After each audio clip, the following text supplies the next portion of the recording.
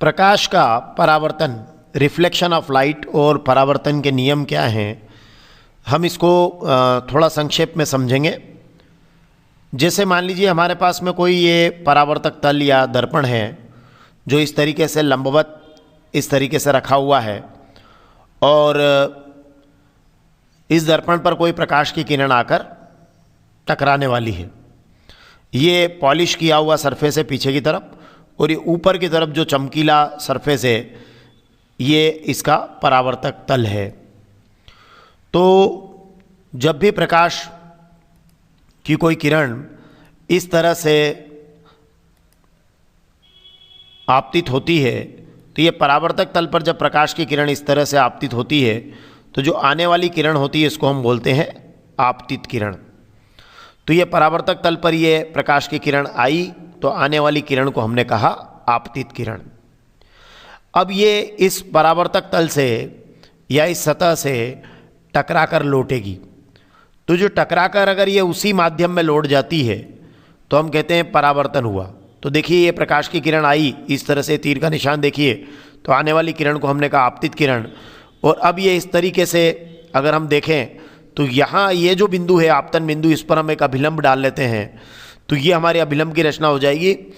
ध्यान रखिएगा कि जब भी प्रकाश की किरण किसी सरफेस पर जहाँ आकर जिस बिंदु पर मिलती है उस बिंदु पर जो लंबवत रेखा होती है उसको हम कहते हैं अभिलंब। तो ये लंबवत रेखा अभिलंब है, ये काल्पनिक रेखा है और ये अभिलंब है हमारा, आपतन बिंदु पर अभिलंब बोला जाता है इसको। तो अब ये प्रकाश की किरण क्या होगा कि ये हमारा अभिलंब ड्रॉ हमने कर लिया। अब ये प्रकाश की किरण टकरा कर क्या होगी, लौटेगी। तो ये इस तरह से देखिए लौट गई है। तो ये प्रकाश की किरण यहाँ इस तरीके से टकरा कर लौट गई है। तो आपतन बिंदु पर देखिए आपतित किरण और ये परावर्तित किरण दोनों इस पॉइंट पर, इसी पॉइंट से, क्योंकि आपतित किरण भी इसी बिंदु पर आएगी और परावर्तित किरण भी इसी बिंदु से जाएगी। तो यहाँ ये ध्यान रखिएगा और इसी पर आप ये लंबवत रेखा खींचिएगा जिसको हम अभिलंब कहेंगे। तो ये हमारी हो गई परावर्तित किरण।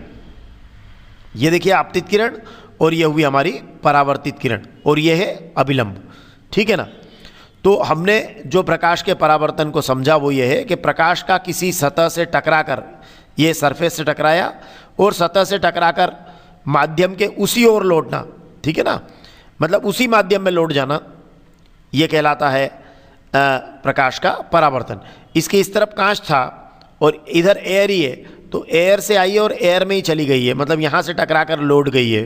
तो इस घटना को हम कहेंगे प्रकाश का परावर्तन। सरल शब्दों में कह सकते हैं कि प्रकाश का किसी सतह से टकराकर माध्यम के उसी ओर लौटने की घटना को प्रकाश का परावर्तन कहते हैं।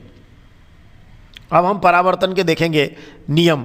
तो परावर्तन का पहला नियम है आपतन कोण सदैव परावर्तन कोण के मान के बराबर होता है। तो आपतन कोण कौन सा है इसको हम देखें तो ध्यान रखिएगा कि जो आपतित किरण है वो और अभिलंब के बीच का जो कोण होता है उसको हम कहते हैं आपतन कोण। ध्यान रखिएगा एंगल हमेशा अभिलंब से नापा जाता है। तो जो आपतित किरण और अभिलंब के बीच का कोण होगा वो आपतन कोण। तो ये वाला जो एंगल है ये आपतन कोण कहलाएगा। देखिए ये जो एंगल आपने, ये थीटा जो आपको दिखाई दे रहा है ये आपतन कोण है। तो आपतित किरण और अभिलंब के बीच का कोण आपतन कोण है। तो ये वाला कोण आपतन कोण है और इस आपतन कोण का मान कितना है, थीटा है, ठीक है। अब देखिए यहाँ देखिए आप इस जगह ये वाला कोण कौन सा है, तो ये परावर्तित किरण और अभिलंब के बीच का कोण है, तो इसे हम कहेंगे परावर्तन कोण। तो ये यहाँ परावर्तन कोण होगा, ठीक है। परावर्तित किरण और अभिलंब के बीच का कोण क्या कहलाएगा, परावर्तन कोण कहलाएगा।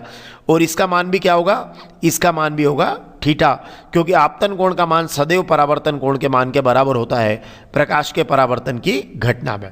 परावर्तन दो तरह का होता है, एक नियमित परावर्तन और एक अनियमित परावर्तन। तो जब परावर्तन किसी चमकीली सतह से होता है तो हम बोलते हैं ये नियमित परावर्तन है, और अगर खुरदुरी सतह से होता है तो हम कहते हैं वो अनियमित परावर्तन है। तो ये जो दर्पण से परावर्तन होता है ये नियमित परावर्तन की श्रेणी में आता है, ये चमकीली सतह से होता है परावर्तन। तो ये हमने कहा कि आपतन कोण का मान सदैव परावर्तन कोण के मान के बराबर होता है। तो ये आपतन कोण देखिए आपतित किरण और अभिलंब के बीच का कोण आपतन कोण या थीटा है, और परावर्तित किरण और अभिलंब के बीच का कोण परावर्तन कोण भी कितना है, थीटा है। तो ये दोनों मान बराबर होंगे। अगर ये 45 डिग्री होगा, मतलब ये प्रकाश की किरण अगर 45 डिग्री पर आएगी, मतलब अभिलंब और आपतित किरण के बीच का कोण 45 डिग्री होगा, तो परावर्तित किरण और अभिलंब के बीच का कोण भी 45 डिग्री होगा, मतलब आपतन कोण का मान सदैव परावर्तन कोण के मान के बराबर होगा। और दूसरा जो हमारा महत्वपूर्ण नियम है वो ये है कि ये जो आपतित किरण है ये और ये परावर्तित किरण, ठीक है। और आपतन बिंदु के ऊपर जो ये अभिलंब है ये हमेशा एक ही तल में होंगे, मतलब ये तीनों क्या होंगे, एक ही तल के अंदर होंगे। मतलब तीनों की तीनों, आपतित किरण, परावर्तित किरण और अभिलंब एक ही तल में होंगे। मतलब इस तरीके से देखिए तीनों एक ही तल के अंदर होंगे। तो ये हमारा दूसरा नियम है कि आपतित किरण, परावर्तित किरण और अभिलंब हमेशा क्या होते हैं, एक ही तल के अंदर होते हैं।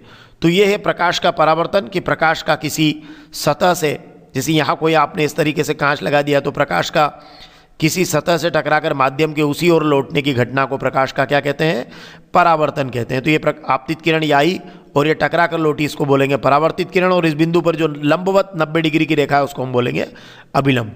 और आपतित किरण और अभिलंब के बीच का कोण आपतन कोण है, इसका मान, और परावर्तित किरण और अभिलंब के बीच का कोण परावर्तन कोण, इसका मान आपस में क्या होगा, बराबर होगा। मतलब ये दोनों सदैव क्या होंगे, बराबर होंगे।